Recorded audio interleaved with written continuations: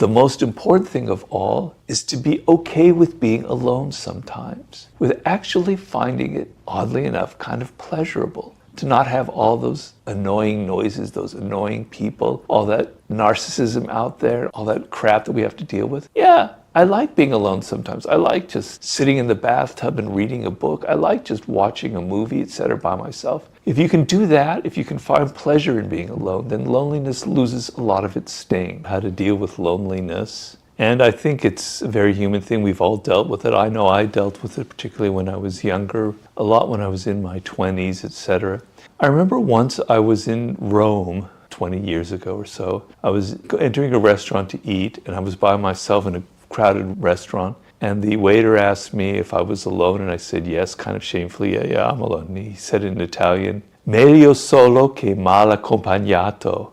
And that expression has stuck with me for many, many years. It was better to be alone than to be accompanied with someone bad or to have bad company. So the idea is that you have to kind of sometimes like to be with yourself. And sometimes being with other people can be a drag, can be painful. There can be people that can inflict a lot of pain on you. And so sometimes the grass is always greener. And I would often think about, not to say that it doesn't hurt to be alone, because we're a social animal, but maybe it's better that I don't have to be around all of these annoying people. And I can fill my time with other things. So reading books, watching movies, etc., I'm not alone because I'm with other people. I'm with other spirits. Of course, I'm not saying this is the perfect answer, but you have to be able to like to be alone is a very important skill in life because you're inevitably going to be facing such moments. And so you have to be able to like your own thoughts, to be interested in your own ideas,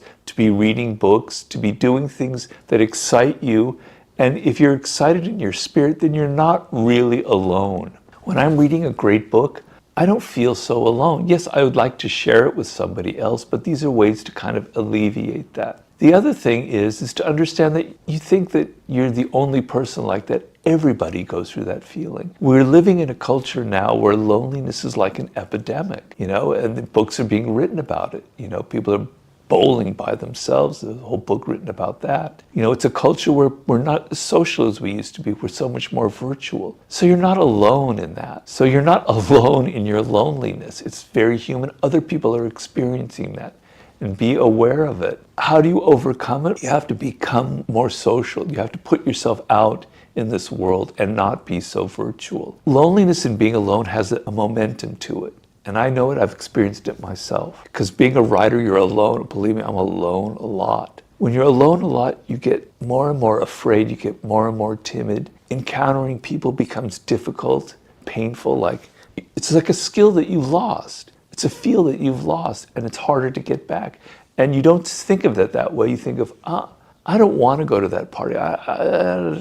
You've got to force yourself in the opposite direction. You've got to build that opposite momentum. Because the more you're out in the world, the more that you're social, the more that you're meeting people, the more that you'll have chances for finding somebody that has similar interests to you. So if online you're able to find people with similar interests to you and share that, that's great. But find a way to make it not so virtual. Meet people. Go to these places where there are people who are like-minded to you. Force yourself to become more social so there'll be more opportunities to meet other people. But the most important thing of all is to be okay with being alone sometimes, with actually finding it, oddly enough, kind of pleasurable. To not have all those annoying noises, those annoying people, all that narcissism out there, all that crap that we have to deal with. Yeah, I like being alone sometimes. I like just sitting in the bathtub and reading a book. I like just watching a movie, etc. by myself. If you can do that, if you can find pleasure in being alone, then loneliness loses a lot of its sting. And then the other thing is to force yourself to develop that social muscle that we all have. It's not a bad thing necessarily to be lonely.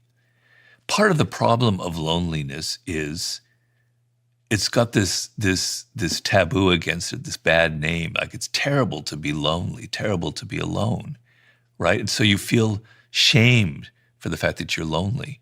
But actually, it's extremely important in life to be alone sometimes and to be able to be on your own and to think about yourself and to kind of come to terms with who you are and to embrace what makes you different. And you can't do that if you feel ashamed about being lonely or if you can't ever be alone.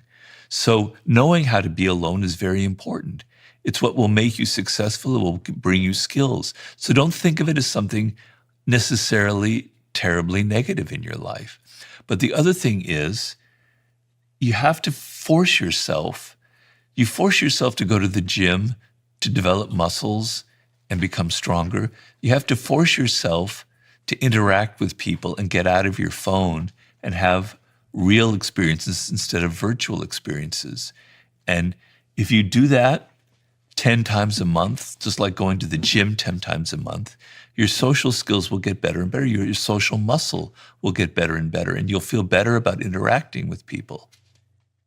On that point, I remember I think it was law 18. I'm just having a look About isolation, yeah. Do not build fortresses to protect yourself. Isolation is dangerous. Yeah. Solitude is not a defense because it cuts you off from valuable information, allies, and opportunities.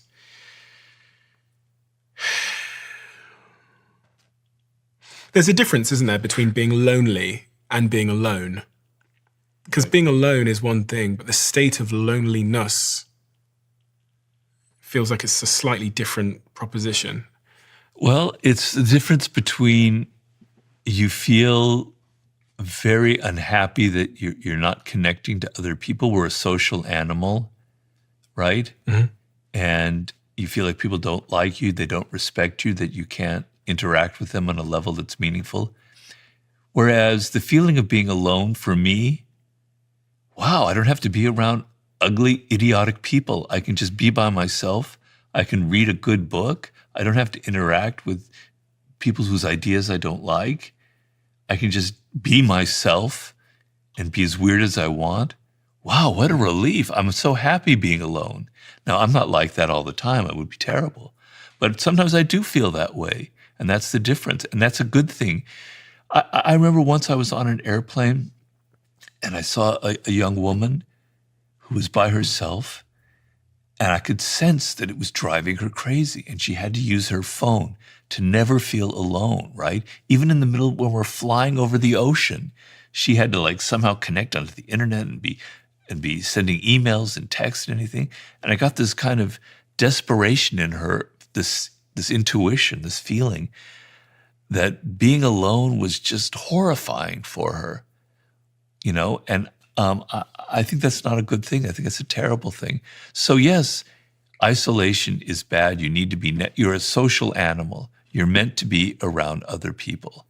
But if you can't be alone, you can't ever figure out what makes you different and what makes you unique. So you have to be able to play both sides of the game.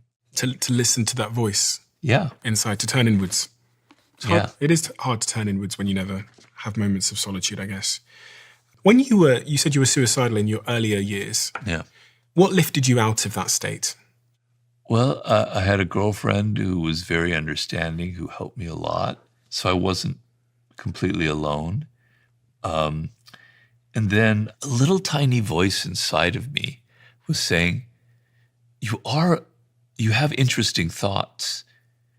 You're a strange person, Robert. I've always been strange. I never was like other people, and even in high school. I was always something off about me, which could be made me lonely, which can make me be a problem. But I kept saying, there's something different and off about you, right? And you have skills as a writer. It's going to happen someday. Don't give up, don't give up, don't give up. Keep trying, right? And so finally, I'm 35, 36 years old. I was in Italy at the lowest point of my life. And then I met this man there who was a book packager, Joost Elfers, and he asked me if I had an idea for a book. And suddenly, I almost get emotional just thinking about it. Everything just shifted inside of me. It's like, yeah, I could write a nonfiction book. And I just improvised what would turn into the 48 Laws of Power. He got so excited. He said, I will pay you to write the I forget what the word is, to sell it, and then I'll pay you to live while you write it. And so suddenly it went from darkness to light because I had a purpose. And all of my misery, I could take all of the bad bosses I had, all of the horrible psychotic bosses who were so stupid and so political and so manipulative. And I could go, wow, I've got all this material to write the 48 Laws of Power. All my worst experiences can go into this book. It all has purpose for it. I'm not saying that's going to happen to everybody, but I was literally at that moment before it happened, pretty much near rock bottom. And I asked my wife, what would have happened if this didn't turn out? Would I have committed suicide? Would I if I'd gone the same path and gotten into done some hack job, I'd probably be incredibly overweight and alcoholic, and I might have already died of a heart attack. Or maybe I would have found my way to something else, but it was a really, really low point in my life.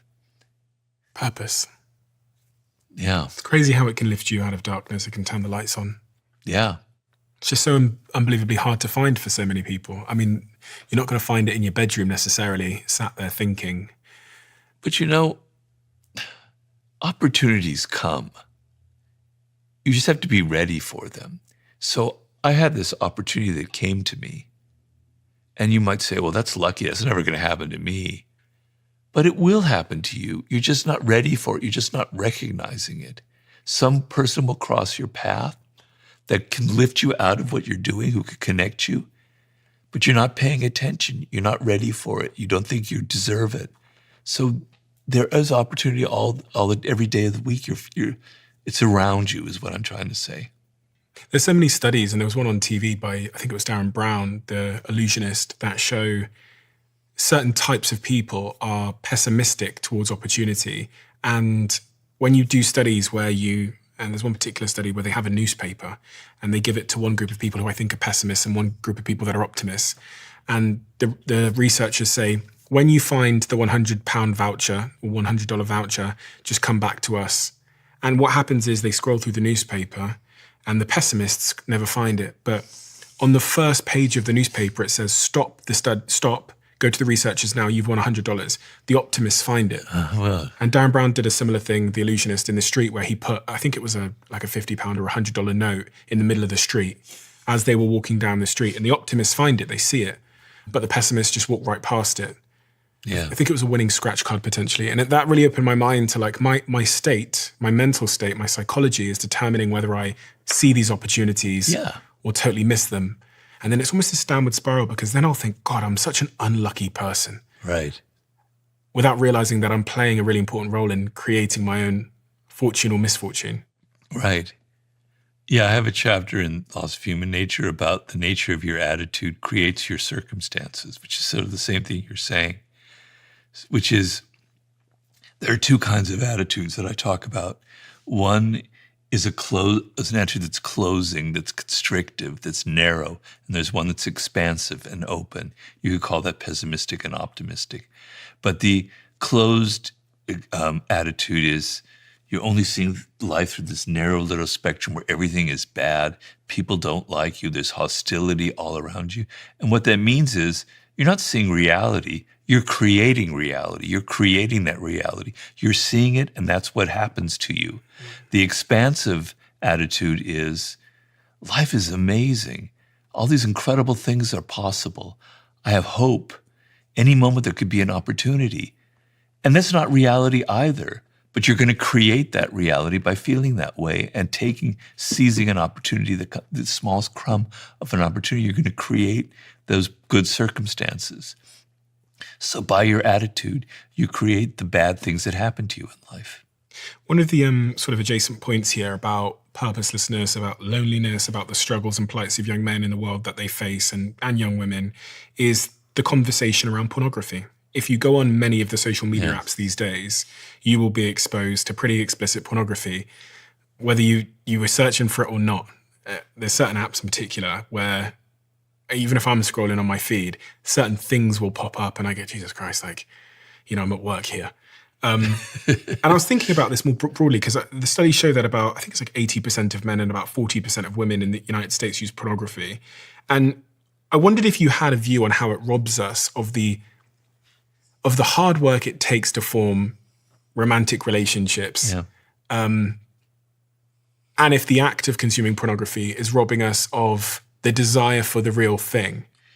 Well, it's an addiction, and you have to understand that you are being manipulated, that you are being programmed, that these people have figured out exactly the kinds of things, the kinds of images that are going to hook you, and you're being played. You're a fool. They're playing with you, just like Mark Zuckerberg and Facebook knows all the algorithms to hook you to the news feed. You're being played by the images they know how to create and keep you always wanting more. Just like fast food has all these tricks to constantly be eating their Doritos or whatever it is. Okay? But the other thing is, so I'm not going to preach and moralize about pornography from a prudish aspect of it, because I'm not a prude. But I have a chapter in the book that I'm writing on the sublime, on what I call love sublime, and the act of loving not God, not the universe, but another human being, an individual, man or woman, gay or straight or whatever it is, and how sublime that is. And what it is in that relationship, the boundaries between the two of you are allowed to melt, and your ego can soften, and you can feel their world and they can feel your world, and you have a connection that for a social animal is the highest form of connection. It's superior to a religious connection, I'm sorry. And what it requires is, we have the expression falling in love. And it literally is falling. It's like you fall. You're open and you're vulnerable and you're letting yourself fall. And when you're not, what stops you from doing that is you don't want to be hurt. You don't want to be vulnerable, right? Because if you open yourself to someone else, you're likely to get hurt. And so the moment there's a disagreement between you, or there's a moment where a friend says something nasty about this person you're interested in, you stop falling, you cut it off, and that romantic thing ends and dies. But if you get past that and you allow yourself to open up completely and you just keep falling, this incredible thing can happen. And I describe it to you, and I describe it, the dynamics of that and examples of that, and why for a social animal it's like the ultimate experience. And so pornography is completely robbing you of that, because love of another human being is a sense of enchantment, right? There's like this spark that's happening, this electricity, and it's obviously sex is involved, so it's a very physical relationship as well, but it goes beyond that. It also has a kind of spiritual component, right? But it's a sense of enchantment where the world becomes alive to you. Everything is beautiful in the world in those moments, right? Mm-hmm. And pornography is disenchanting you from everything. It's making it all mechanical and ugly, and it has no romance to it. It has no dimension to it. It's almost as if the two humans involved in it, or however, are like machine parts, right? They're not human anymore. And there's no emotion involved. There's no kind of spiritual connection. It's depressing. It's really, really depressing. When I see it, I feel really sorry that I experienced this, and I feel really sorry for the people who are in that industry. I find it really, really ugly and alienating. Now, I'm not, as I said, a prude, and I could watch a great movie with a love scene in it, and it's very exciting and beautiful. But the seduction element, the element of, I saw a movie recently, a Japanese movie by the great director Ozu from the 50s. And there was a man who was married, and he was about to have an affair with this woman who was kind of seducing him. And they had this kiss. I thought, wow. I might use the word turned on, but I was getting really excited. It was so full of emotion and energy, and it made the sexual element so much more powerful by the element of romance, by the element of something kind of transgressive. There was no nude bodies, there was no sex you ever get to see, but the lead up to it and the nature of the emotions involved made it, to me, deeply, deeply exciting. And if young men particular can't have that experience, if everything is so mechanical, is so computerized, it's going to be like AI. It's going to be like AI sex, Then you're losing your soul. You're losing your capacity for really falling in love, for really having that kind of dimensional experience, which, by the way, can be extremely physical, and it can only last for 3 months. I'm not saying it has to be 20 years with one woman or one man. It can be for 3 months, but it enriches you. It makes you more human. I've invested more than £1 million into this company, Perfect TED, and they're also a sponsor of this podcast. I switched over to using matcha as my dominant energy source, and that's where Perfect TED comes in. They have the matcha powders, they have the matcha drinks, they have the pods, and all of this keeps me focused throughout a very, very long recording day, no matter what's going on. And their team is obsessed with quality, which is why they source their ceremonial grade matcha from Japan. So when people say to me that they don't like the taste of matcha, I'm guessing that they haven't tried Perfect TED. Unlike low-quality matcha that has a bitter, grassy taste, Perfect TED is smooth and naturally sweet. And without knowing it, you're probably a Perfect TED customer already if you're getting your matcha at places like Blank Street or Joe in the Juice. But now, you can make it yourself at home. So give it a try and we'll see if you still don't like matcha. So here's what I'm going to do. I'm going to give you 40% off our matcha if you try it today. Head to perfectted.com and use code Steven40. Or if you're in a supermarket, you can get it at Tesco's or Holland & Barrett, or in the Netherlands at Albert Heijn. And those of you in the US, you can get it on Amazon. The other thing that a couple of psychologists on my podcast before have alluded to on this subject is that they told me about a study with rats where they messed with the part of the rat's brain that is responsible for causing dopamine. Yeah. And then when they put food in front of the rat's mouth, if the rat was like 6 inches from the rat's mouth, the rat would starve to death because they had impacted the rat's dopamine. So it no longer had motivation. And they speak of dopamine as this sort of motivation chemical. It's the thing that gets you to take action. So if you're frying your dopamine receptors by doing these sort of high dopamine activities. Oh, right. I'm wondering if we're sort of breeding a culture of lower motivation individuals. And because of this thesis, I was kind of looking at some studies around this, and it does say that constant exposure to high dopamine activities can lead to dopamine desensitization or deregulation of dopamine receptors. And then this can lead to a significant reduction in your motivation. And there's multiple studies here that point in this direction. So I'm wondering how, when I look at some of the stats around purposeless and people having less partners and being more sexless, if there's a through line here that when you make dopamine easy through pornography, we're less likely to go in, get up out of our bedroom and take an action. Yeah, but it's not just pornography. There's too much of that in social media as well on other levels. So, you have to you have to understand what it means to be a human being, first of all. And we're physical animals. We can't be in our heads all the time. We think with our bodies, right? We think with the chemicals mixing in our bodies. We're very physical and we're social animals to the core. And that social animal, what makes us superior is that we connect. I can kind of look at you and I can maybe understand what you're feeling, what you're thinking, and we can have a discussion and our ideas can go back and forth and connect and go to higher levels of understanding or lower levels of disagreement. But that's what it means to be a human being.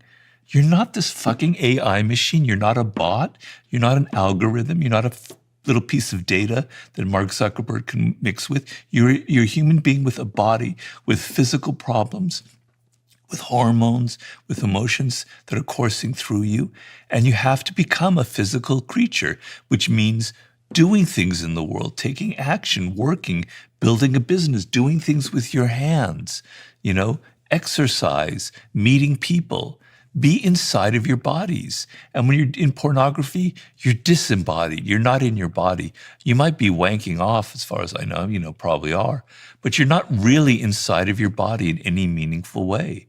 And so it's like my hope, if there's any hope, is that, and there's seeds of it in the world now, where young people are going to start getting disgusted with this because the human spirit is still very powerful. And it's still like, I don't want to be like this. It doesn't feel natural. It doesn't feel right.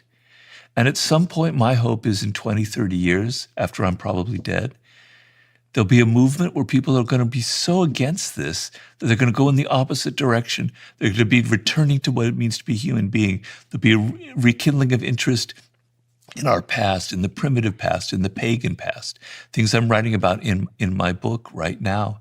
And I see things like that sometimes, like in the New York Times, they had an article a few weeks ago about a group of young people in college who hate social media and absolutely refuse it and will not, it's like almost like a fraternity or a sorority. They will not allow anybody into their group who ever looks at their phone. And I go, yay, right on, brother. I could have, if I'm in college right now, I would join that. Not that I think everything is evil. I have my own phone, etc. But if I were young, that sense of this is a nasty world, I want to return to what it means to be a human being. I want to spark a movement, a revolution that goes back to that. I hope that that's going to happen. I hope that's in the cards. What is it about human nature that we just don't want to admit? Well, first of all, we don't want to admit where we came from, our primitive roots, that we are animals, that before we invented language, we were living like any other animal in the outdoors, right? And I remember one day I was in Sydney, Australia, about 10, 12 years ago, and they had this amazing zoo. I hate zoos because I'm an animal lover and I think zoos are like prisons. But I wanted to see the strange exotic animals there. And they had this amazing chimpanzee compound, right? Where the chimpanzees could kind of roam around freely. And I was fascinated, and I sat there for like 2 hours because it was like watching an office in Manhattan or something, where there was the alpha male and all the other males were kind of following behind him, like the CEO of a company. And I was looking around and I noticed all the people were like giggling and they were so embarrassed and they couldn't, they were laughing. That was their reaction. Because it made them so uncomfortable to see this animal that's so much like a human being, but is also still an animal. They were just so uncomfortable by it. It made me realize that we're very, very uncomfortable with that aspect of ourselves, right? The part that we can't really control so much, that isn't logical, that isn't rational, that isn't clean, doesn't, all these civilized things. So we're in deep denial of our animal roots. But we're also in denial of our own nature. So we want to imagine ourselves to be these kind of saintly, moral, rational creatures, always thinking about what's good for other people, and it's just a fairy tale. That's not the world as it is. It's the world more like I described in the 48 Laws of Power, where people are manipulative, where people are playing games. Not everyone. But everyone has a manipulative side. Everyone has a dark side. We actually are deeply irrational creatures. We don't want to admit it. We don't want to admit the parts of ourself that reflect this kind of animal nature, our irrationality, our aggression, the envy that we feel towards other people. It's always other people who are like that. So I give the example of narcissism, and I try to make the point in the book. In narcissism, I make the point that everybody's self-absorbed. When you're reading a book and you see your birthday happens to be there, it's just a fact, you're like, whoa, that's my birthday, because it's you, your astrological sign, that's me.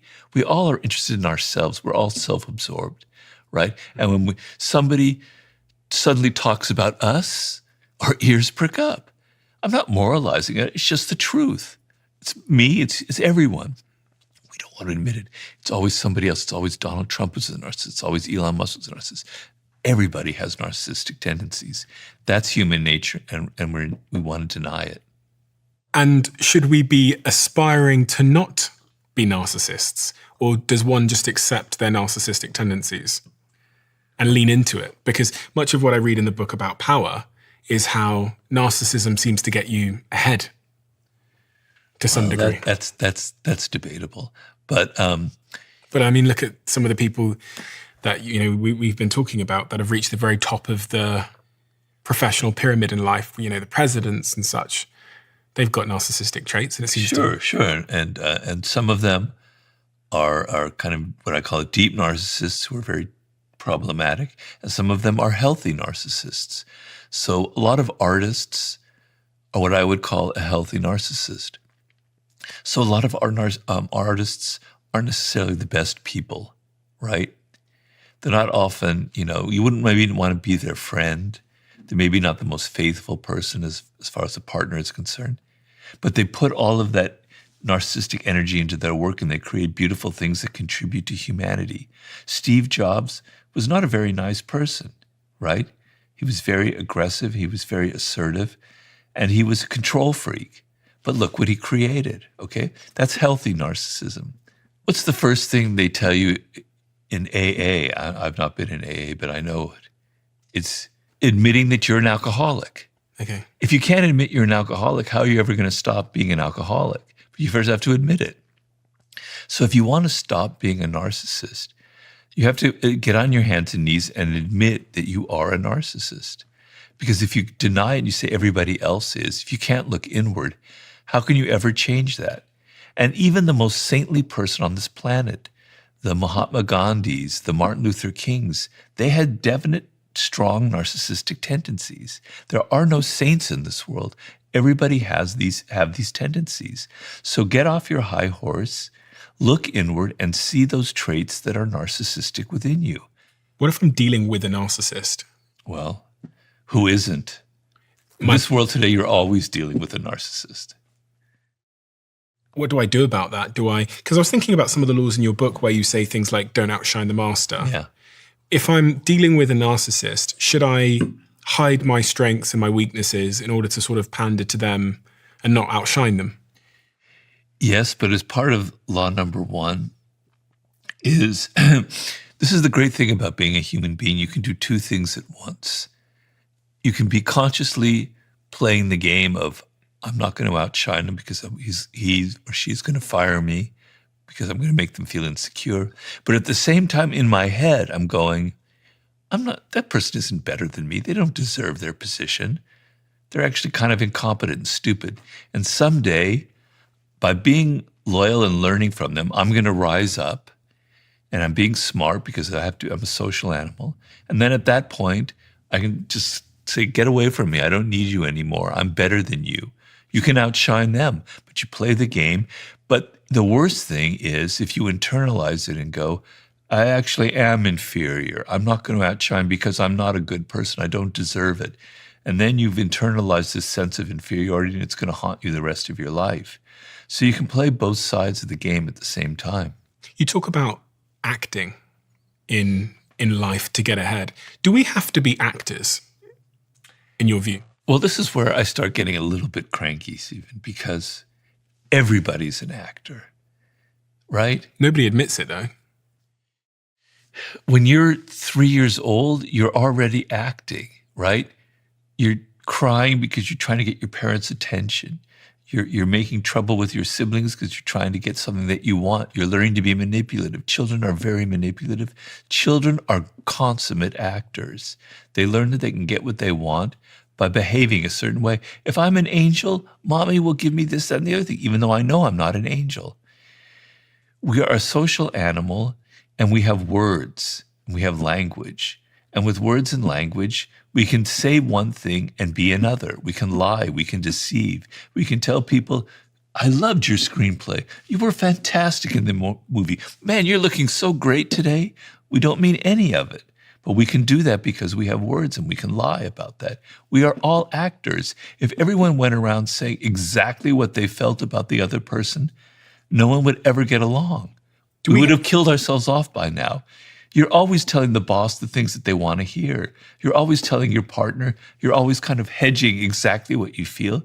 You're an actor. I don't understand what's so complicated about that. I don't understand why people can't see that they're every day of their life. And in another instance, you're never the same with two different people. The way you are in front of your father, as you are in front of your son or in front of a colleague, You're a completely different person. Your jokes are different. Your body language is different. You're an actor, okay? Some people are good at it. Some people aren't, but you're an actor. Well, I think at the root of this is there's something ugly about being manipulation, lying, acting. So no one would want to volunteer that they are doing that. But from what I'm inferring from what you said is that in order to get ahead in life, you're going to need to lie a little bit, manipulate, and act. Well, you are. It's not like you need to be. You are doing that. Even though you may not admit it, you are doing that. You see, the thing is, it's getting back to that scene at the Sydney Zoo where people are deeply uncomfortable with these aspects of their own character and their own personality. And I don't want you to go around thinking, God, it's great to be manipulative. It's great to just screw people over and get what I want and not care about them. No. But it's better to admit that you are capable of manipulation, that you do it often unconsciously and often in a passive-aggressive manner. It's better to admit it, and it's better to be able to play the game when you have to, like always say less than necessary. It's going to save you a lot of pain. You don't have to go around all your life practicing these things. I don't think you want to. What was that law? Always say less than necessary. Law number 4. Can you explain that one to me? In looking at powerful people, the person who talks less always gives off a greater aura of power than the people that are yabbering all the time, that are talking, that can't control their tongue. And the idea is, if you can't control your mouth, if you just keep talking and talking, it gives an aura to other people that you can't control anything else. You have no self-control.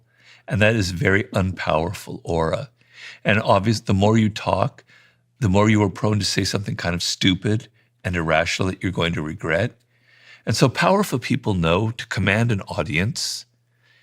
They sit there, they let other people talk and argue, and then occasionally they utter something that's maybe a little bit ambiguous. And everyone goes, whoa, that's very interesting. Robert said that. What does that mean? You look powerful, right?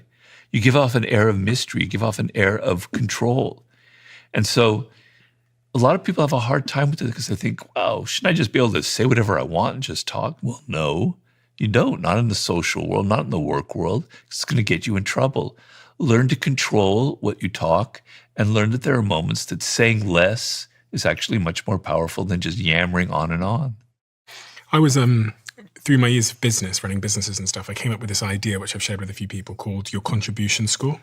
And much like we have a credit score, where if we're reckless with our finances, our credit score gets lowered. I think the same applies for the contributions we make in group settings, but just generally the contributions we make. And I came to learn this over time because in one of my offices many years ago in a different company, there was this one individual who in the meeting rooms would, when people were brainstorming, before they'd thought of what they were going to say, they'd interject and say, what about if we we could do like a pop-up with maybe we'll do like, they were thinking out loud. Yeah. And what I would observe as the CEO is the minute they spoke, it was almost like people rolled their eyes and tried to cut them off because they developed this contribution score, which says when X person contributes, it's always ill-formed, not productive, and takes too long. But then there's this other guy who I remember from my Manchester office he hardly spoke. And every time he spoke, it wasn't important. So the minute he starts speaking, it's like the room shifts towards him. It's like with bated breath. Exactly. And so there's an art of protecting one's contribution score. Yeah, I remember 50, I would go to meetings with him. 50 Cent? Yeah, and he would hardly say anything. And people would be trembling. My God, he's not talking. He's not saying he's interested in my ideas. He'd just sit there back with this kind of wry smile on his face. And then when he'd say something, they would let out a breath. He's saying something. It'd be very short and curt. But he completely commanded the room because he just sat there as if he wasn't really happy with what people were doing. And it made them compete to make him happy. Interesting. Really interesting. He's a master of the 48 laws of power. The other law that I was thinking a lot about, if we're jumping back to the laws of power, is let others do the work, but take the credit. Your face when I said that. Well, some of the 48 laws is irony, and, people have to be able to understand and read what's ironic. So, like I have a chapter in there, play on people's need to believe to create a cult-like following. And I'm not really saying go out and create a cult. I'm showing you why you might be in a cult right now, because this is how cults operate. Okay, so when I worked in Hollywood, I worked at one point for a film director. And we had this process where we would sit in a room and we would talk about the story. And we would discuss the dialogue stuff. And I would give all of this dialogue and ideas in there, and he'd be writing it down. And I'm not saying half the screenplay, but at least a third or a fourth were like my ideas, my contribution, my dialogue. I never got a single credit for any of it. It was always his name that was on there. People go, wow, bro, Sam, that was so fun. That was really brilliant. I love that line. It's my line. Okay. So I learned this is the law of the jungle. When you're working, particularly in entertainment and media, people take your work and they put their name on it. So like, when you're watching a television show with some news broadcast or whatever, or an interviewer, their jokes aren't their own. They didn't write those jokes. They have a team of people writing it. All those great facts that are coming up, a team of researchers are putting it there. You never hear their names. You never know who they are. They took their work and they put their name on it. That's the law of the jungle. And the law of the jungle is don't get upset about it. It's part of the game. I got upset when that happened. I didn't say anything. I didn't do anything, but I got resentful. Nobody's recognizing my work. Whine. The adult, if I had been smarter, was, that's just how it is, Robert. Just calm down. At some point, people will see your screenplays or your books or whatever, and you'll be fine. But I'm trying to show you this is how the world operates, and don't be so naive, and don't think it's not like that. And if you had kicked up a fuss, you might have accidentally outshone the master. Oh, I've been fired. It's interesting because there is an element of this where like trying to take the credit can really also lead you to being fired, because I remember back in a previous company that I'd started, had a big team, about 200 people in Manchester. And there was this one kid in his early 20s who would always sulk if in our like public company channel, someone just innocently forgot to include his name in credit when credit was being handed out. And it would happen maybe once every 6 months. You just like forgot that he had contributed to the project. And that happens in all businesses. People don't tag you sometimes. And I remember hearing that he was outside on the steps bitching. That's the best way I can describe it. Just like complaining to other younger team members that he hadn't been included in that message. And it developed this horrible reputation for him as someone that was always complaining and always trying to take credit, because it's ugly to be seen as trying to take credit. Well, so if you read the law carefully, it's really about how powerful people use this. So if you're an underling and you do the work, you don't want to take credit for it because it's going to get you in trouble, right? But powerful people have used for centuries the labor of other people and put their name on it to make themselves look powerful and to make them seem like they've got endless energy. Okay, so you have to apply that law with intelligence. If you're an underling and you're doing some project, it's a group project, don't go out there and take credit for it, because people are just going to laugh at you and you're going to make a terrible fool of yourself. So every law has a context, but that's powerful people use that law. And if you don't think that's how it operates, I'm sorry, but you're in for a world of pain. I think there's an overarching thing here which can be discovered in your other book, The Laws of Human Nature, about mastering your emotional self. Yeah. Because none of these things are going to be possible if you don't have mastery over your emotions. I'm not going to be able to refrain from snatching credit. I'm not going to be able to not outshine my master if I don't have this sort of foundation of emotional control. Is that true? Is emotional control really where this all begins? Yes, it is self-control. Of course, you can take it too far where you have no emotions and you're just a cold fish out there. It's good. Emotions are important. You're not going to write a book. You're not going to start a business unless you're excited, unless you have that emotional energy. So I'm not talking about stifling your emotions. That would be incredibly counterproductive and unpowerful. But there are emotions that are going to get you in trouble, particularly as a social animal. So it's not like you stifle your emotions. You learn how to channel and control them. And you learn that certain behaviors are going to be read as unpowerful, as hysterical, as somebody who can't get things done, as ineffective, incompetent. So as an actor, you learn to sort of present the right front, the right facade. And that requires a degree of emotional control. Yes, for sure. It's very important. And it's not easy because when you're young, particularly, you're wired to be emotional. And you're going to learn this the hard way, which is how I learned it. I'm trying to teach you some lessons so maybe you won't make as many mistakes.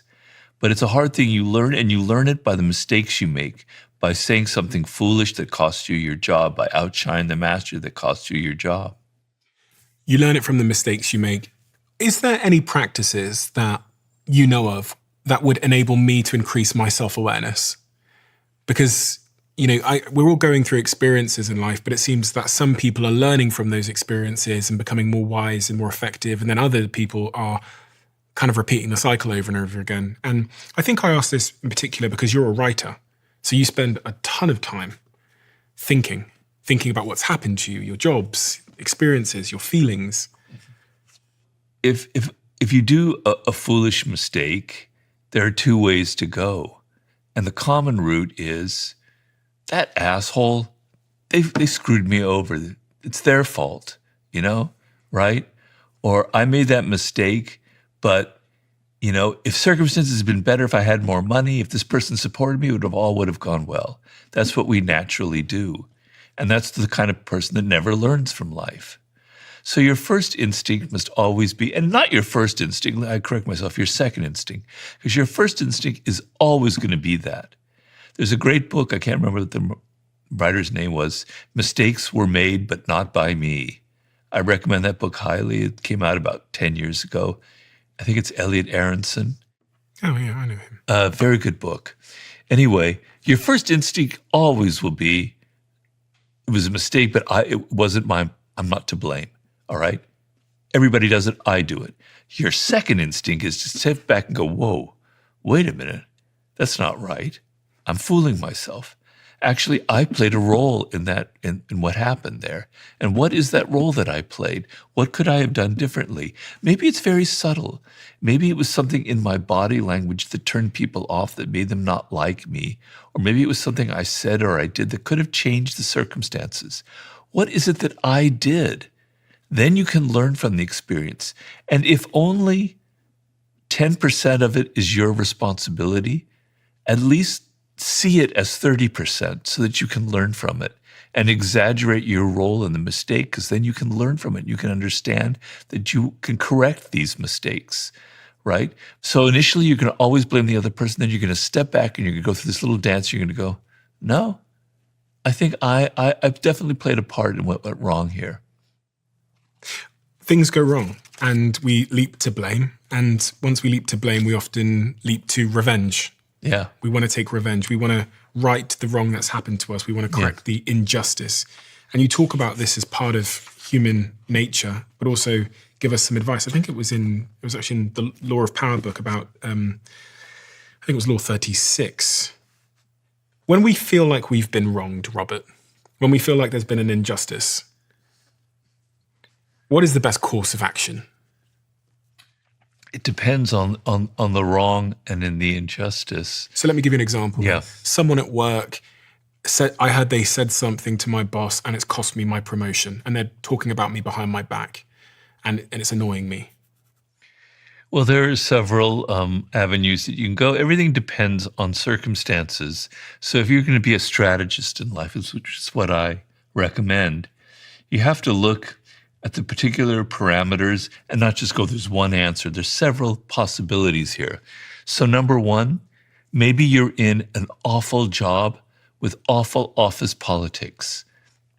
I have a thing that I get talked about in one of my recent talks of you can scale a culture of a group on a scale of 0 to 100, 100 is what I call a reality group, where people are only interested in getting the job done and everything is on results. 0 is where everything is political and everything is personal and everything is about who knows who and how you brown nose your way with the boss, okay? So if you're at a company that's at that 20% level, then get your ass out of there, okay? You have a colleague like that, but there are probably other colleagues like that, and that person is probably always causing problems. Do you need to be at this job? Is the main thing you have to first ask yourself. And if you do need it, you need the job, and it's only this one person, then you have to go through a few steps. Number one, is it worth taking personally? What if I, not take the high road because I hate that phrase, but what if I say, it's not really worth it for me to get upset.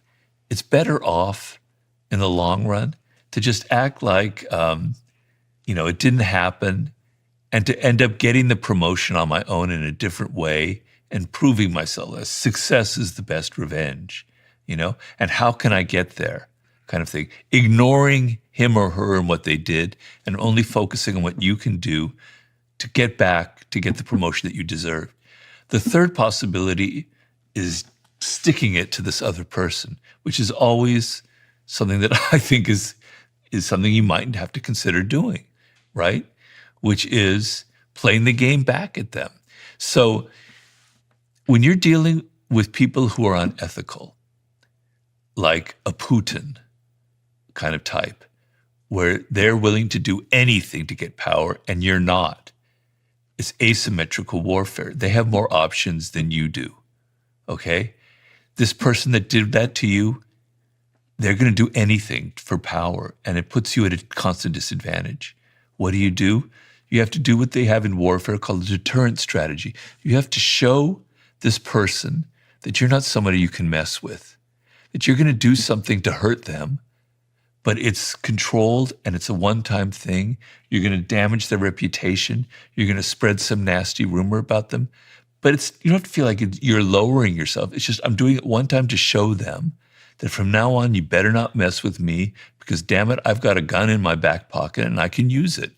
You can't just roll over because they're going to keep doing it to you time and again. So you've got 3 options and you've got to choose what's the best one. If you hate your job and you can't get around this person, quit.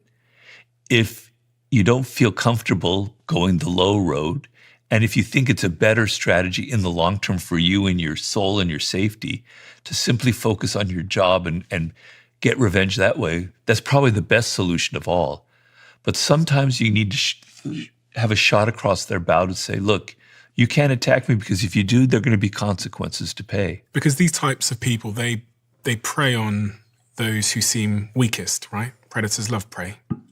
Yeah, but if you do the option number 2 and you show that that they didn't affect you and you kind of act like it didn't matter sort of thing, but you still work hard and you're still doing your job, they're going to wonder like, that's pretty impressive. That's interesting. This person has self-control. And they're maybe going to be afraid of you in that sense by the composure that you show them. So everything depends on who you are, your nature, and the nature of this Machiavellian character that you're facing, But be alive to the moment and the circumstances and play for the long game. So sometimes the long game means showing that you can mean action because then they're going to leave you alone for the next couple of years. When we zoom out on what's going on in the world, a lot has changed. A lot has changed. One of the things that's changed is our society, as I think I've heard you say, is less united by some of these great myths of religion and, I've heard you talk about democracy and all these kinds of things. And as a result, people no longer believe in the same ideas because every form of authority is now under question. And you're someone who studies history. You're someone that understands the cycles of history. What cycle of history are we in at this moment in time? And how does one navigate it? Well, you have to take a big picture, especially if you're someone like me who studies history a lot. So there are always these moments in history of cycles of chaos and it could be caused in the past by a plague, by some terrible war that goes on, like the 100 Years' War in Europe, where people feel genuinely powerless and helpless, and there's a crisis of meaning in the world.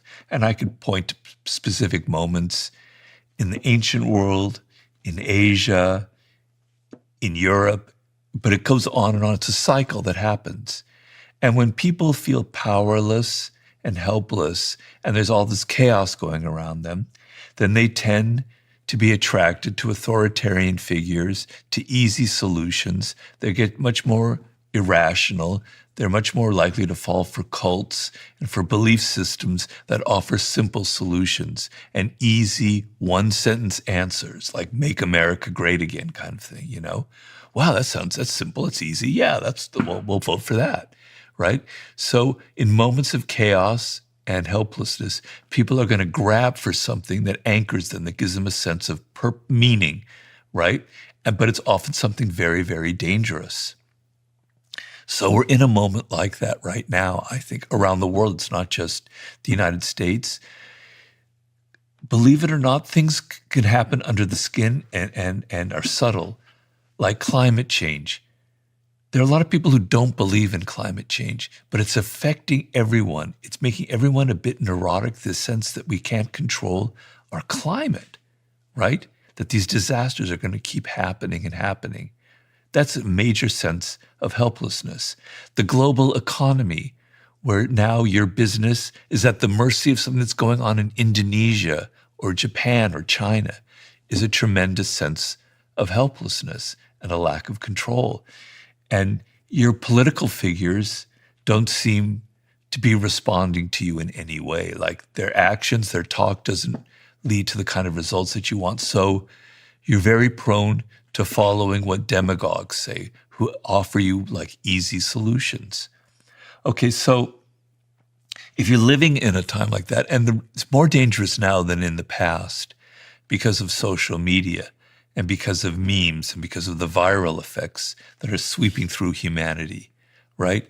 They didn't have that during the bubonic plague, during the 100 Years' War, during the French and Industrial Revolution, which was another period of incredible dramatic change in Europe at the turn of the 19th century, right?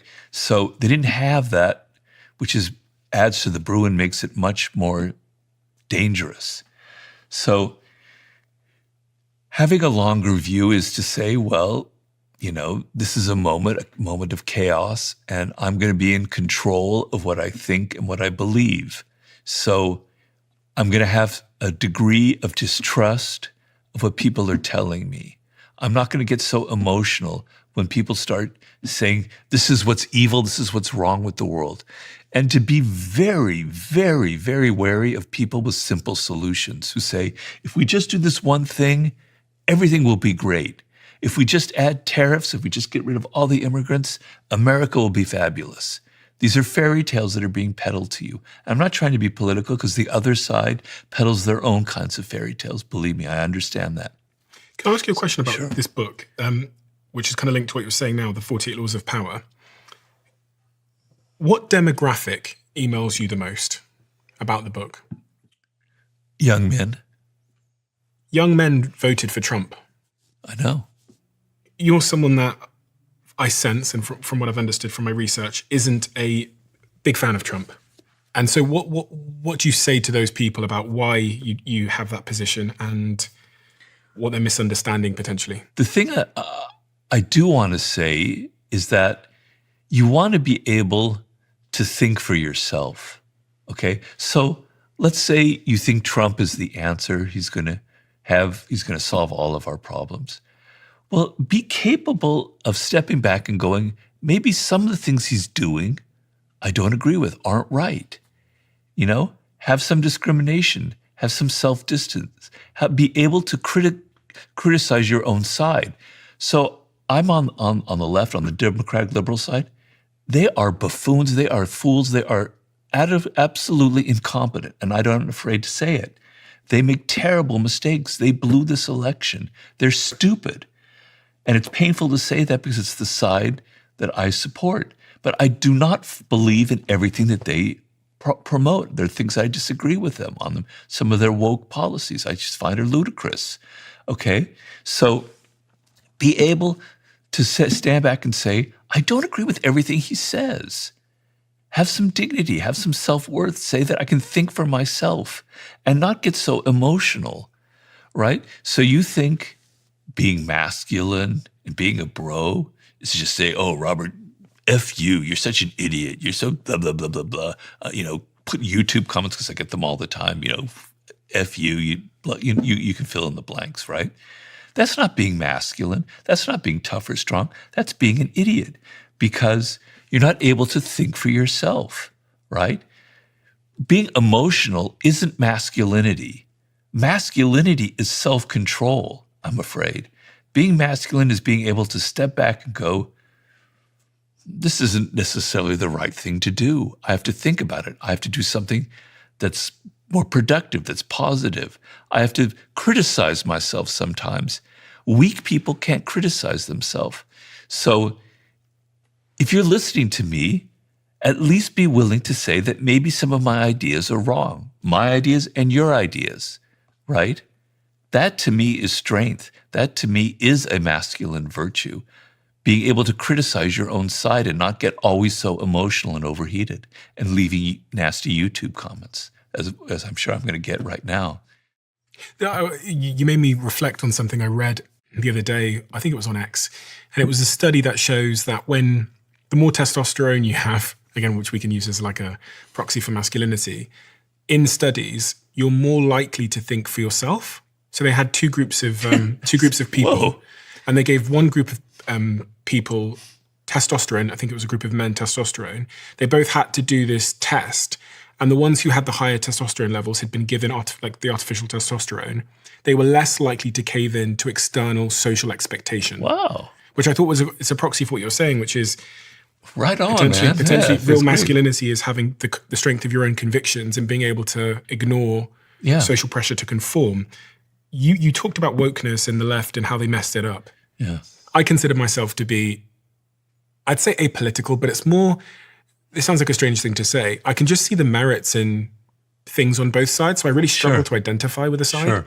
I think, okay, that's good for the economy. That's good for different social classes and stuff. And so I also just have, I think, a very strong negative reaction to the binary choice that you're kind of forced to make. Yeah, right. I agree. I've always kind of stayed out of it in that regard. Good. But in terms of this wokeness and the way that the left have screwed it up, what have they got wrong? Well, and what's Trump got right, I guess? Well, I don't know. It's too painful for me to say what Trump got right. Well, you've got to be able to. I know. Well, he is. I'll tell you what he gets right and what he's really brilliant at, which is communication and messaging. So the Democrats completely suck at that, right?